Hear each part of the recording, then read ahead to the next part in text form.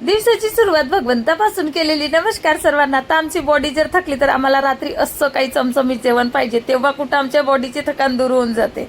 आता उत्कर्ष आलं ग्राउंडवरून आणि मला हे सांगत होतं, मम्मी आज माझ्या मागे तर कुत्रा धावलेला होता.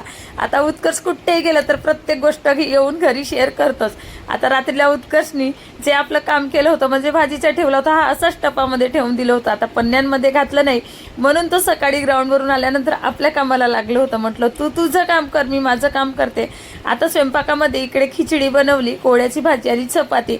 मी गेली शॉपमध्ये. आता या कूलरमध्ये पाणी होतं तोपर्यंत छान थंडी थंडी हवा येत होती. आता पाणी संपलं तर एकदम गरम यायला लागली, म्हणून म्हटलं 2 सुद्धा वाजून गेले होते. तर म्हटलं आता आपण घरी जाऊ. आता घरी आली. जेव्हा मी माझ्या दादाला विचारलं कोळ्याची भाजी खाशील का, तर हो म्हटलं, पण याला भाजी काही आवडली नाही म्हणून यांनी जेवणच नाही केलं. आता घरी आल्यानंतर सर्वात आधी याला भात फ्राय करून दिली आणि याला खायला दिली. आता माझे गहू साफ करायचे होते कारण मला दळण लावून आणायचा होता. इकडे गहू साफ केली आणि आज थोडं मूड झालं होतं मस्त अटक शटक करायचं, म्हणून म्हटलं चला थोडीशी मी सुद्धा माझी तयारी करून घेते. आता इकडे छान अशी तयारी केली, चहा घेतली आणि मग वळली मी माझ्या स्वयंपाकासाठी किचनकडे. आता आंबाडीची भाजी बनवायची होती.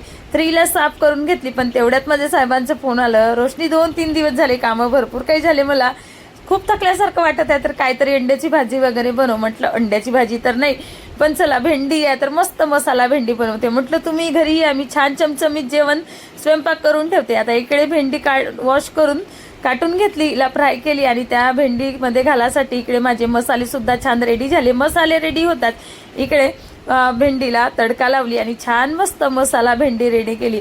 आता अंड्याची भाजी केली नव्हती, पण मला अंडी फ्राय करायचे होतेच. आता याच्यामध्ये तिखट, नमक, हळद आणि थोडा मसाला घालून अंडी फ्राय करून घेतली आणि साहेबांसाठी इकडे छान मस्त थंड थंड ताकसुद्धा बनवून घेतली. आता घरी येतात साहेब छान फ्रेश झाले आणि यांना मस्त चमचमीत असा जेवण दिलं. आणि असं जेवण जर यांना मिळालं तर यांची जी थकान आहे ती थकान दूर होऊन जाते, असं कोणाकोणाकडे आहे.